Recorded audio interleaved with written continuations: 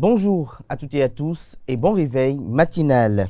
La création, les buts, le siège, les organes de direction et de décision de l'Union africaine seront au cœur de cette émission, notamment dans la rubrique définition du jour. Il s'agit de l'UA, l'Union africaine des précisions, avec une présentation de Quentin Amoussou. Mais avant de le retrouver, Colombe Oussou aura à nous informer sur le Bénin qui est logé dans le groupe L avec le champion en titre, le Sénégal, pour les éliminatoires de la CAN Côte d'Ivoire 2023. Le Bénin accueille en juillet prochain l'International Africa Gaming Cup.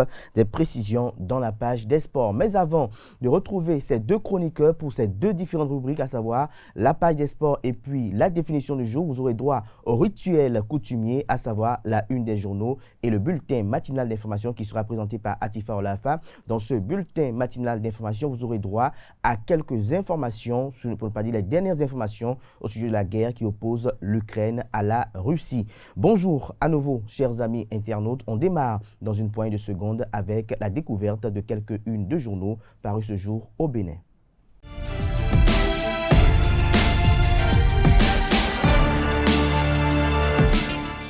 Bonjour à nouveau, chers amis internautes. La parution de ce matin du quotidien béninois d'information générale et d'analyse, L'Informateur, s'intéresse à la célébration de la fête identitaire Sahwehwe 2022. Le discours tenu par le président de l'Association nationale des communes du Bénin et maire de la ville de Cotonou, Luc Setondia Atropo, son discours à l'occasion de cette célébration identitaire attire l'attention du confrère qui nous propose comme titre en manchette ce matin, célébration de Sahwehwe 2022, ce que Luc Setondia Atropo a dit à Huyogbe, un discours fédérateur qui appelle à l'union pour le développement de toutes les communautés et du Bénin en général. Retrouvez le décryptage du discours en question à la page 3 de la parution de ce matin du quotidien L'Informateur, qui titre également à sa une ce mercredi matin, pour des élections législatives apaisées en 2023, une mission de l'Organisation nationale des Nations Unies sillonne les partis politiques. Des précisions sur cette mission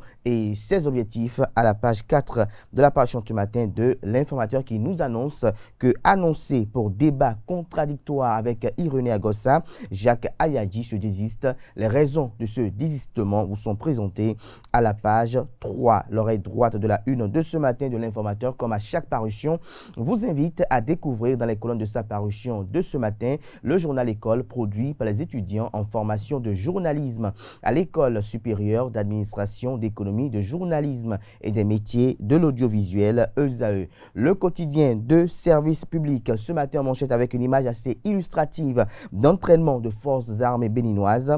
Prévention et lutte contre le terrorisme, l'heure des offensives de grande envergure que cache le confrère à travers cette manchette. C'est à retrouver à la page 3 de sa livraison de ce matin dans les kiosques et également accessible sur son site internet. Toujours à la une du quotidien de service public ce matin.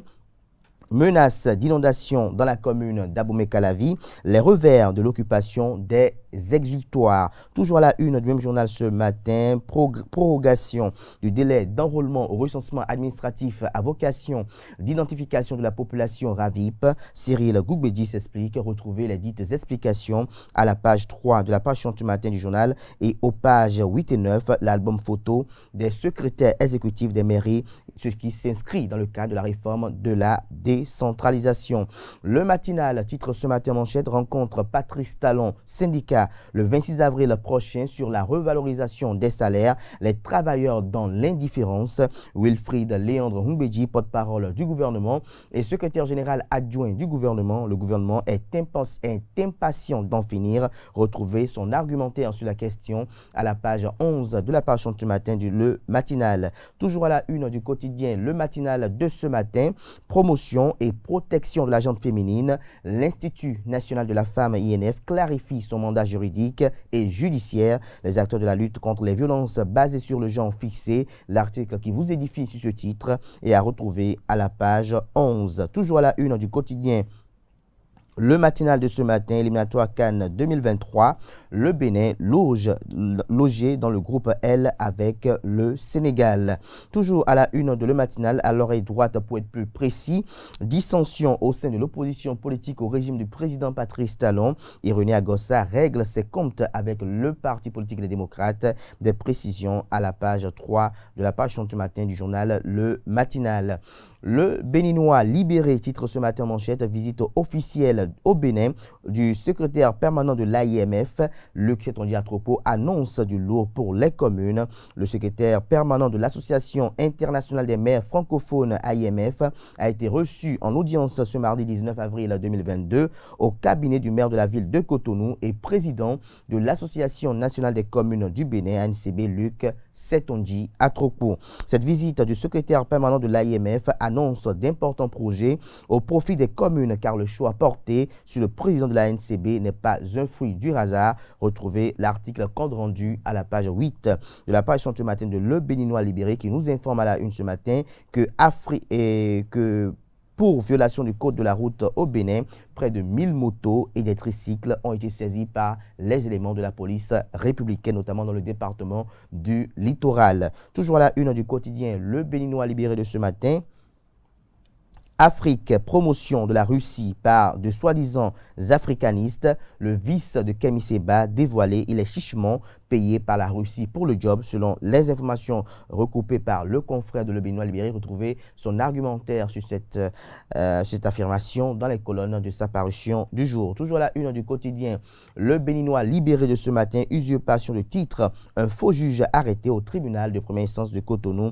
Des détails dans les colonnes de la parution du matin du journal. Pour avoir violé une fille de 9 ans, un apprenti chauffeur déposé en prison.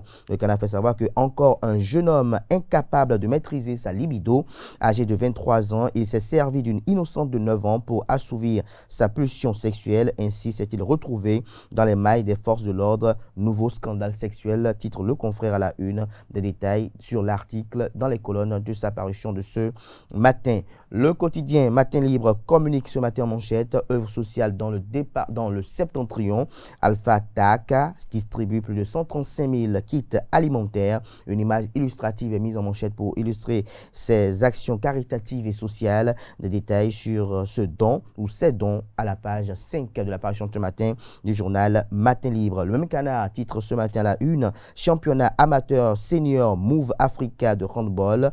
Une deuxième journée âprement disputée. Le compte rendu de cette journée est effectué à la page 4. Microcrédit à la FIA, qui peut en bénéficier et comment, s'interroge le confrère de Matin Libre qui propose son article sur ces interrogations à la page 9 de sa livraison de ce mercredi matin. Nord-Bénin titre ce matin la une de moyens roulants et d'équipements thermiques aux pompiers. L'œuvre salutaire de la France, c'est un don qui a été effectué la semaine dernière. Le Canard y revient ce matin. Les raisons vous sont évoquées dans les colonnes de sa parution de ce jour. Décryptage info titre ce matin à la une, réseau national des vendeurs d'essence, nouveau départ. Chantal Ahi et une délégation du bloc républicain témoignent le grand soutien aux retrouvailles. Des précisions dans les colonnes de la parution du matin du journal qui nous informe qu'au sujet des activités portuaires dans la sous-région, le port autonome de Cotonou, parmi les plus digitalisés d'Afrique. Depuis 2018, le port autonome de Cotonou, géré par le port d'Anvers, a enclenché un processus de digitalisation de ses services.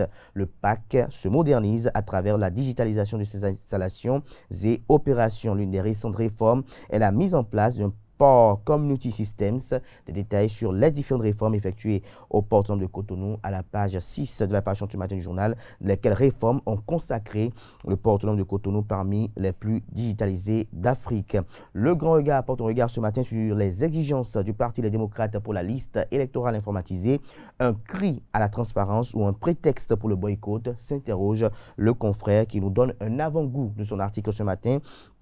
Dans peu de jours, l'opération d'enrôlement en cours pour la confection de la liste électorale informatisée, l'EI, sera bouclée après une première prorogation. Mais pour l'heure, les partis politiques sont loin d'être satisfaits par le résultat qui sera issu de cette opération au regard de certains couacs. Au nombre de ces partis, on note les démocrates d'Éric Ondete qui fait des observations qui ne manquent de pertinence, mais qui au même moment font penser à un prétexte pour un éventuel boycott. Toujours à la une du même journal ce matin avec l'ancien Adam Terrou, LNA se donne une base solide à s'inonder. Nous passons à présent au journal L'autre vision, performance économique du Bénin en ces temps de crise.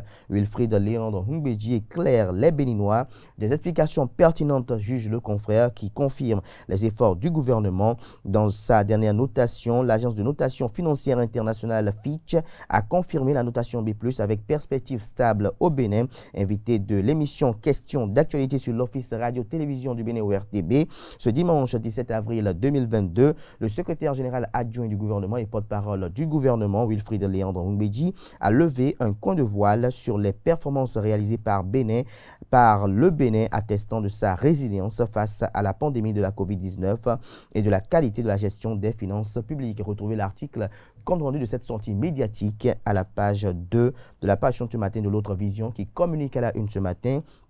Journée nationale de l'hygiène et de l'assainissement de base, le directeur général Armand Gansset sensibilise les femmes Bogbeto du marché d'Antokpa, Bogbeto, j'y arrive, en fait du marché d'Antokpa. Des détails sur cette sensibilisation à la page 9 de sa livraison de ce matin.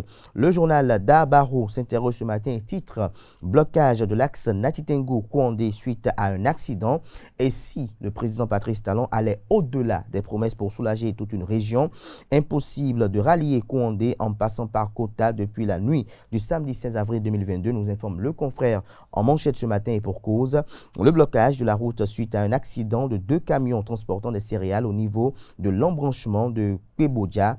Après tant de promesses sur le bitumage de ce axe routier à fort trafic, et si le président Patrice Talon passait à la concrétisation du rêve de toute une région, s'interroge le confrère qui propose également comme titre à la une à ses lecteurs ce matin « Élection inclusive en 2023 au Bénin, Saka Salé émet des réserves sur la promesse du gouvernement ». Le potentiel titre ce matin en manchette « Avortement et infanticide à Abomey-Calavi ». Une secrétaire de bureau accouche et tue son bébé. Un agent de la pharmacie Midombo qui a fourni les produits nocifs arrêté. Des précisions sur cette affaire à la page 3 de la page ce matin Le Potentiel qui nous informe que la route Ketou-Idigny-Igbodia-Savet, 95,80% des travaux déjà exécutés. Les travaux de construction de la route Ketou-Idigny-Igbodia-Savet, fruit de la coopération entre le Bénin et le Brésil, sont presque inachevés. Il s'agit d'une route longue de 85,80 km et de ses bretelles Omu Ilaya, Monsukagbe, j'y arrive enfin, à Ekotonia, long de 26,60 km. Des précisions sur l'ouvrage à la page 6 de la page ce matin du journal qui nous informe, comme ses confrères, qu'il y a eu audience entre Luc Setondia Atropo et Pierre Baillet de l'IMF, d'importants projets annoncés au profit des communes du Bénin. Éliminatoire de la CAN 2023, Sénégal, Mozambique et Rwanda sont les adversaires du Bénin. C'est tout pour la présentation de quelques titres parus ce jour dans la presse locale. Les quotidiens sont disponibles dans les kiosques au prix de 300 francs CFA unanimement. Ils sont également accessibles en ligne pour ceux d'entre eux disposant d'un site internet. Atifa Olafa prend place à présent pour le bulletin matinal d'information.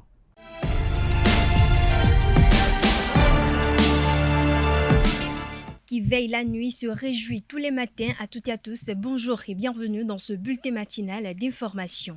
Le port autonome de Cotonou, PAC, continue de se moderniser à travers la digitalisation de ses services, installations et opérations. L'une des récentes réformes est la mise en place d'un port Community System, PCS. Il s'agit en effet d'une plateforme technologique qui permet de traiter les demandes, de fournir des différents services portuaires de manière intelligente, centralisée, fiable et dématérialisée. Elle est utilisée par les acteurs portuaires tels que les agents maritimes, la douane, les prestataires logistiques, les transitaires, les agences gouvernementales, les transporteurs, les opérateurs de terminaux et d'entrepôts. Port Community System est un véritable outil d'échange de données qui contribue, entre autres, à rendre plus transparentes les opérations d'importation, les coûts, les taxes facturées pour les diverses prestations. Rappelons que le port autonome de Cotonou fait partie des ports de la sous-région ouest africaine qui place le numérique au cœur de l'amélioration de ces prestations. La vision est de faire du port de Cotonou une plateforme innovante, sécurisée et fiable au service des échanges internationaux. Les occupants des boutiques de la ceinture de l'esplanade du stade de l'Amitié général Mathieu Kérékou ont commencé par libérer les lieux depuis quelques semaines. La date prévue pour la libération de ces lieux remontait au 31 mars dernier. Malgré que l'ultimatum soit déjà passé, certains promoteurs et propriétaires de boutiques occupent toujours les lieux. Quentin Amoussou et Francis Farami sont allés faire le constat ce mardi 19 avril 2022. Suivez leur récit.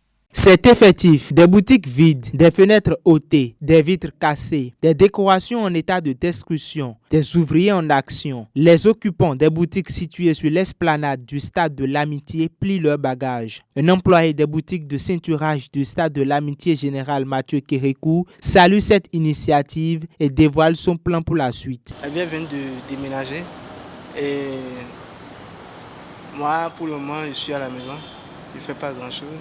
Mais j'espère en Dieu. C'est une décision qui doit frapper bon nombre de personnes parce qu'il n'y a pas d'omnel qu'on fait sans casser des œufs. Donc nous savons que le gouvernement a pris une pareille décision en vue d'améliorer l'endroit. Nous sommes un homme, un être pensant. On peut changer, on peut trouver d'autres moyens pour subsister. Donc on ne peut pas dire que vraiment on est confiné, c'est-à-dire on est restreint par la décision du gouvernement, non. Nous sommes heureux de ce qui veut se faire, pourvu que ça se fasse réellement.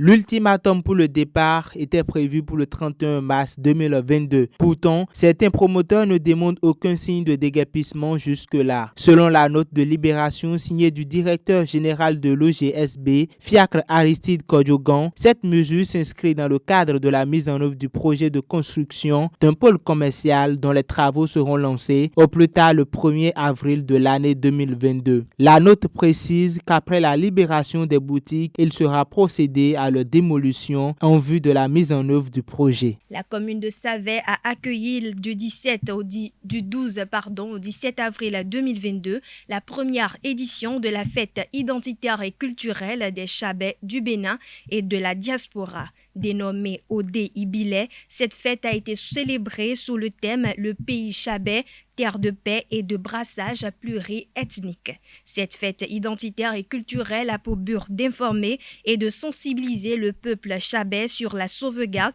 et la valorisation du patrimoine culturel. Notons que cette célébration a réuni les ressortissants des communes de Savet, Ouessé et Tchaourou autour de leur culture. Marquée par la présence de la ministre de l'Enseignement supérieur et de la Recherche scientifique, Éléonore Yahi Ladécan, et d'autres personnalités et autorités politico-administratives, des têtes couronnées et responsables de confessions religieuses, les manifestations officielles de cette célébration ont été rehaussées. Lors de la cérémonie d'ouverture, Charles Adimi, président du comité d'organisation, a exprimé toute sa reconnaissance à ses frères et sœurs de la communauté Chabais. Le maire de la commune de Savet, Denis Obachabi, a déclaré qu'au-delà de sa dimension culturelle et sa contribution au développement économique et social à la base, la fête Odé Ibilé et les signes de la paix sont retrouvés. Native de la région, Éléonore Yahi Ladécan a salué cette initiative qu'elle souhaite pérenne. Elle a rappelé l'assistance du chef de l'État Patrice Talon à toute initiative qui vise à promouvoir les richesses culturelles du Bénin. À cet effet, la ministre Éléonore Yahi Ladécan exhorte ses frères et sœurs et ses parents à l'unité, à la cohésion sociale et à la paix, gage de développement durable. Le harcèlement sexuel en milieu estudiantin, l'étudiant avant-gardiste de la lutte, c'est le thème sous lequel est portée la 15e édition de Miss Estudiantine Bénin 2022. Au programme de cette édition, danse, spectacle, discours et bien d'autres activités ont meublé la soirée du samedi 16 avril 2022 à la salle des fêtes du Majestic de Kadjeon. Francis Farami et Quentin Amoussou nous replongent dans les souvenirs de cette soirée. Suivons ensemble. Au départ, elles étaient 16. Ensuite, un travail a permis aux membres du jury de retenir 3 candidates. Danse et défilé de mode ont peint l'ambiance de la soirée de la Miss Estudiantine 2022. Oluwafemi Masidatou, 3e année en droit privé à la FADESP de l'Université de la Calabi.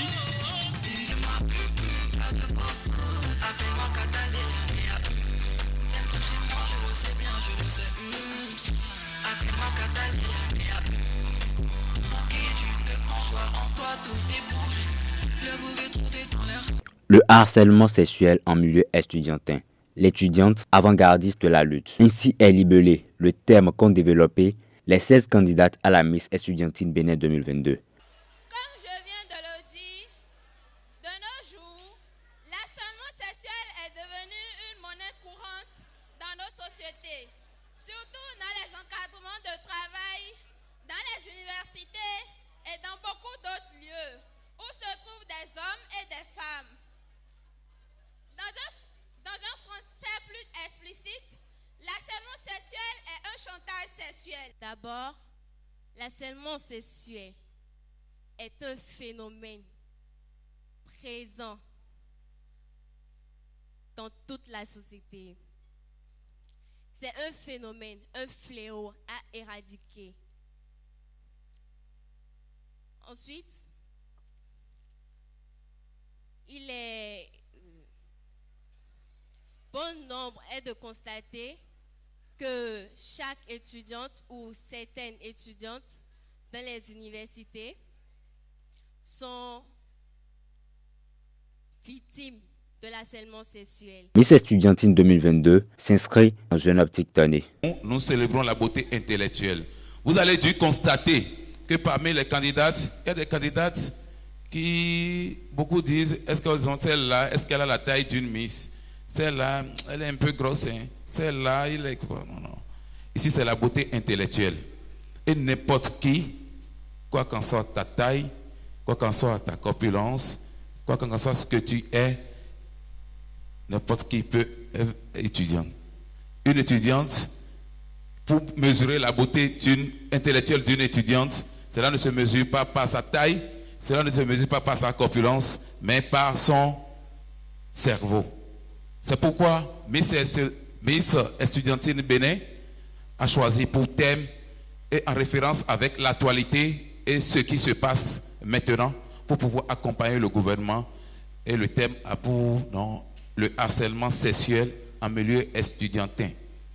L'étudiante, l'avant-gardiste de la lutte.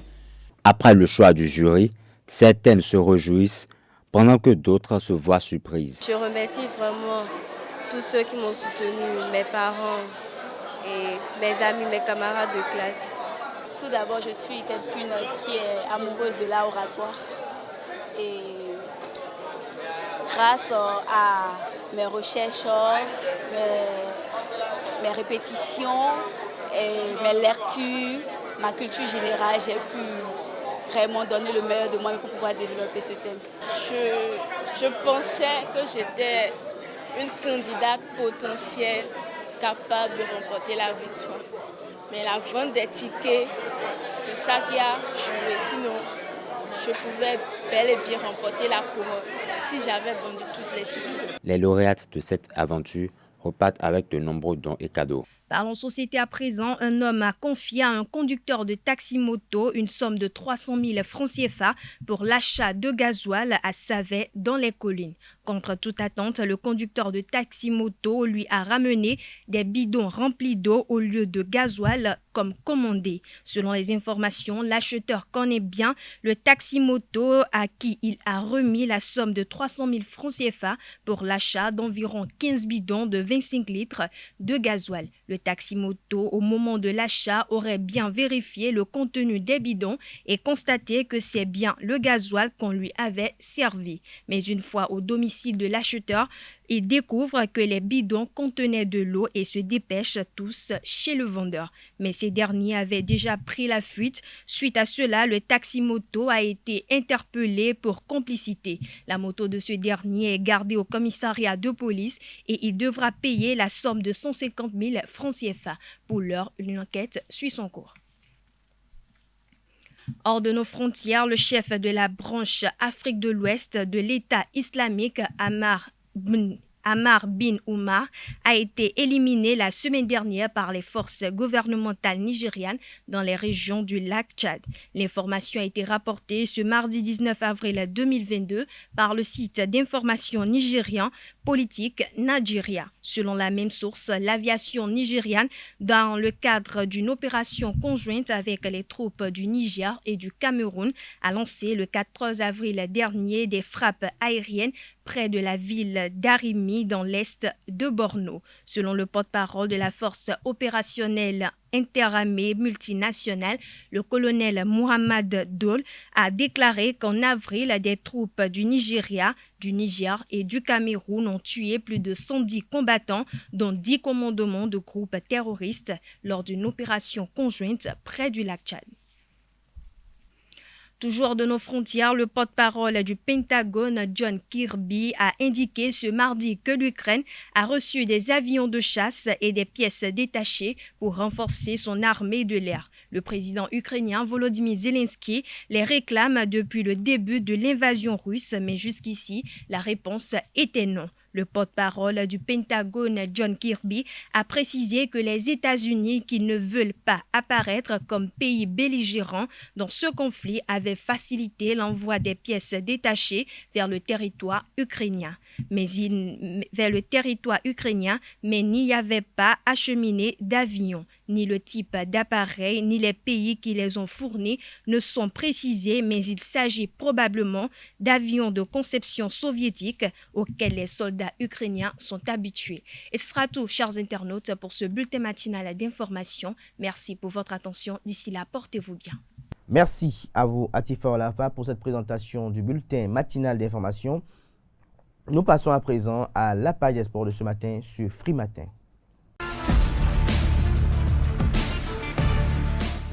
Amis sportifs, bonjour. Le tirage au sort des éliminatoires de la Coupe d'Afrique des Nations Côte d'Ivoire 2023 a rendu son verdict ce mardi 19 avril 2022 à Johannesburg en Afrique du Sud. Au total, 48 pays du continent africain sont répartis dans 12 différents groupes. Les écureuils du Bénin, absents lors de la dernière CAN, sont logés dans le groupe L avec le Sénégal, le Mozambique et le Rwanda. Pour son premier match, les éliminatoires de la Coupe d'Afrique des Nations Côte d'Ivoire 2023, le Bénin affronte le champion en titre, le Sénégal. Faut-il le rappeler, les éliminatoires démarrent en mai prochain avec les 2 premières journées qui ont lieu du 30 mai au 14 juin 2022. Les 3e et 4e journées sont programmées dans la période du 19 au 27 septembre 2022 et les journées 5 et 6 du 5 au 28 mars 2023. Super Ligue professionnelle de football, à présent Dynamo d'Abomey s'est imposé 1-0 face à Aema FC le samedi dernier au stade Omnisport d'Abomey. Cette victoire s'est faite sous les yeux de la royauté de la ville d'Abomeyda. À Dandédian, 2e personnalité royale de la ville, a suivi et apprécié la prestation de ses fils. Il a également fait des promesses à l'équipe au micro de Aneldo. De très bonnes impressions. J'étais tout simplement de passage. Je suis arrivé au stade et j'ai constaté que nous avons une équipe très forte, une équipe dynamique et c'est ça qui me fait plaisir, qui me fait beaucoup plaisir.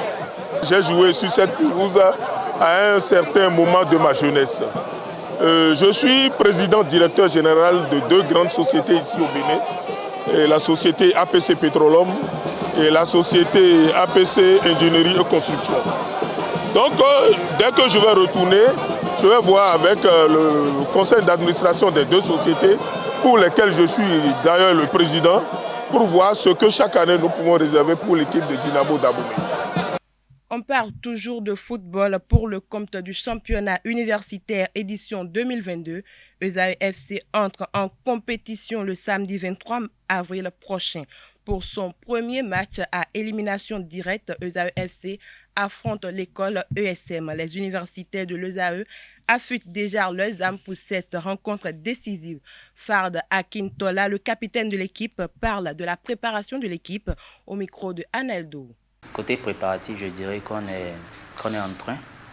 Et je ne dirais pas que nous sommes totalement prêts. Parce que si nous sommes réellement prêts, c'est le jour du match, ça ce soir. Mais pour le moment, je dirais qu'on essaie de toujours nous améliorer. D'autant plus même que le jeudi prochain, on a un entraînement. Et ce serait pratiquement la dernière séance d'entraînement qu'on aura avant d'affronter nos adversaires le samedi. À part les entraînements collectifs que nous faisons, et je suis sûr que chacun de son côté aussi se prépare physiquement, normalement même. Et cela va beaucoup nous avantager quand même sur le terrain. Parce que, mis à part le jeu collectif, il y a aussi les expériences individuelles qui permettent aux équipes de pouvoir donner le meilleur sur le terrain. Pour pouvoir connaître réellement notre niveau, on a eu à livrer des matchs amicaux. On a eu à jouer contre les NEAM. On a perdu 2-1 face à les NEAM. Par cela, nous avons joué contre la FAST de l'UAC. Et on a remporté ce match sur un score de 3-2. Ce qui n'a pas été facile, je vais rappeler cela. Mais on a pu nous en sortir quand même. On a un très bon effectif, ça je l'avoue. Et cela nous donne déjà un avantage. D'autant plus que on dit toujours que pour constituer une équipe, on n'a pas besoin de passer des années ensemble. Non, déjà avec peu de temps, on peut déjà mieux se connaître en équipe et bien jouer. Et avec notre effectif, je sais qu'on ira loin. Ça, on est rassuré de ça et on est prêt à donner le tout. On joue jusqu'à la dernière minute. Comme toujours et comme tout dirigeant, ils nous épaulent, et ils nous supportent, ils nous conseillent en tout. Et c'est pour nous dire ne serait-ce qu'une phrase, nous voulons la victoire. Donc c'est à nous de faire ce qui reste. Eux, ils auront à faire aussi leur part pour le bon déroulement des événements. Fard Akintola a également profité de l'occasion pour lancer un appel à tous les étudiants de l'ESAE à sortir massivement, j'allais dire, soutenir leur équipe. Suivons-le toujours au micro de Aneldo. À l'endroit des camarades étudiants, je sollicite votre présence sur le terrain, comme convenu à 7 heures pour pouvoir nous supporter. Sachez que votre présence va beaucoup compter pour nous parce que pouvoir crier dans les gradins, vraiment ça va nous motiver. On saura quand même que nous ne sommes pas seuls sur le terrain et on sera plus motivé pour jouer. Nous souhaitons vivement que vous soyez là comme vous l'avez toujours fait. Parce que ESAE est plus qu'une école, c'est une famille. Le championnat amateur de handball du Bénin édition 2022 a démarré depuis le lundi 18 avril 2022 sur le pavillon du Hall des Arts et Loisirs de Cotonou. La deuxième journée de la compétition a été positive pour les joueurs de la formation de l'université d'Abomey-Calavi et ceux de l'AS Canon de Porto Novo hier mardi 19 avril 2022. Une équipe de notre rédaction nous propose le reportage de cette deuxième journée. UAC Handball Club continue son parcours sans faute. Ils ont battu les militaires d'Adidja sur le score de 32-28. Dès le début de la partie, les deux formations se tiennent coude à coude. La première partie a connu une rigueur défensive de la part des deux formations. C'est en seconde période que le jeu devient plus corsé des deux côtés. Les militaires d'Adidja n'arrivent pas à trouver la stratégie idéale pour contenir leur adversaire et laisse ainsi les universitaires remporter le gain de la partie.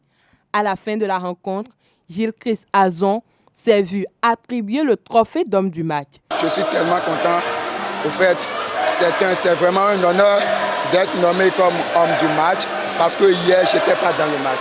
Aujourd'hui, je me suis dit, comme il y a un trophée c'est possible d'être l'homme du match, je me suis donné à fond avec une équipe qu'on a déjà battue en départemental et qui nous menaçait de prendre sa revanche.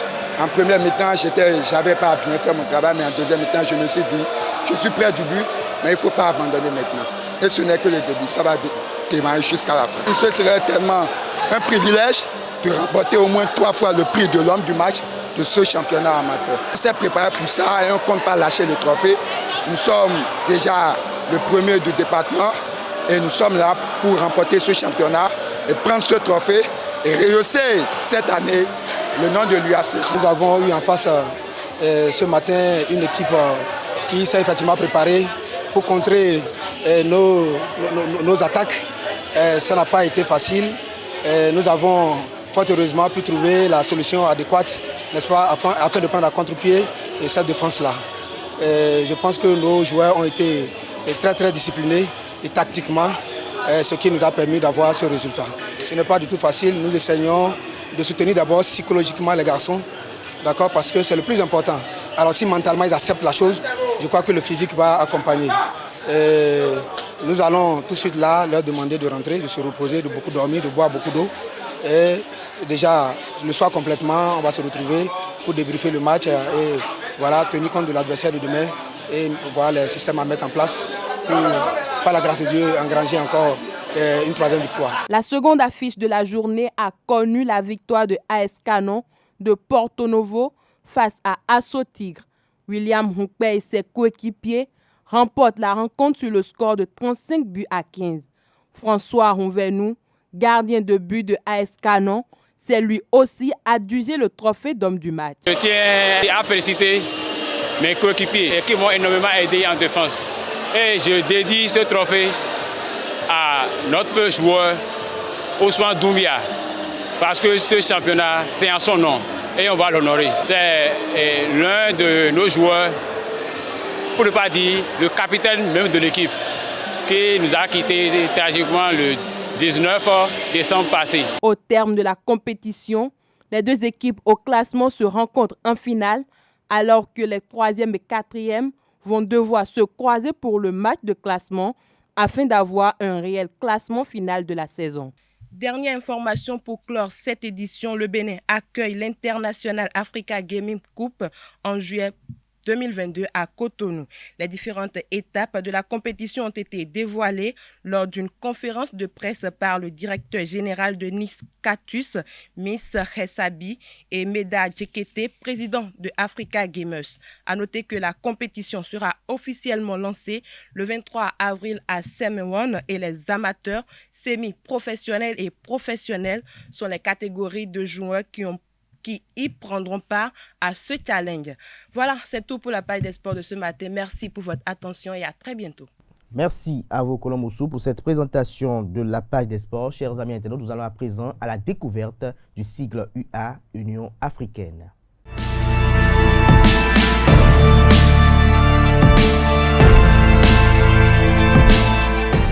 Bonjour à toutes et à tous. L'Union africaine UA est une organisation intergouvernementale d'États africains créée le 9 juillet 2002 à Durban, en Afrique du Sud, bien sûr en application de la déclaration de Site du 9 septembre 1999. Elle remplace ainsi l'Organisation de l'Unité africaine OUA. En effet, la mise en place de ces institutions, commissions, Parlement panafricain et Conseil de paix et de sécurité a lieu en juillet 2003 au sommet de Maputo en Mozambique. Son premier président est le Sud-Africain Thabo Mbeki, précédemment président de l'OUA. L'actuel président de l'Union africaine est Paul Kagame, élu en juillet 2017 et entré en fonction en janvier 2018. Le président de la commission de l'UA est l'ancien ministre tchadien des Affaires étrangères, Moussa Faki Mahamat, élu en janvier 2017 pour un mandat de 4 ans. Le siège de l'UA se trouve à Addis Abeba, la capitale de l'Éthiopie. Ses buts sont donc d'œuvrer à la promotion de la démocratie, des droits humains et du développement à travers l'Afrique, surtout par l'augmentation des investissements extérieurs, par l'intermédiaire du programme du nouveau partenariat pour le développement de l'Afrique, NEPAD. Ce programme considère donc que la paix et la démocratie sont des préalables indispensables du développement durable. Pour atteindre ces buts, l'UA a mis en place 9 organes que sont la Conférence de l'Union, le Conseil exécutif, la Commission, le Parlement panafricain, le Conseil de paix et de sécurité, le nouveau Conseil de paix et de sécurité, le nouveau partenariat pour le développement de l'Afrique NEPAD, le Conseil économique et social et culturel et pour finir, les institutions financières. C'est sur les organes qui composent l'UEA que prend fin la définition de ce jour. Merci de nous avoir suivis. À bientôt pour une autre sigle à définir. Merci à vous, Quentin Amoussou, pour cette présentation très édifiante et enrichissante. Chers amis internautes, c'était à l'instant l'Union africaine qui vous a été présentée dans toute sa dimension, dans toute sa grandeur, dans la plénitude de ses missions et de ses objectifs. Chers amis internautes, ainsi prend fin Free Matin ce matin à toutes et à tous. Merci pour l'attention, merci pour la fidélité accordée à ce programme télé sur Réseau TV. N'oubliez pas de prendre rendez-vous de la grande édition du journal télévisé sur Réseau TV. C'est à 19h, ce sera probablement une présentation de Alifat Boukari.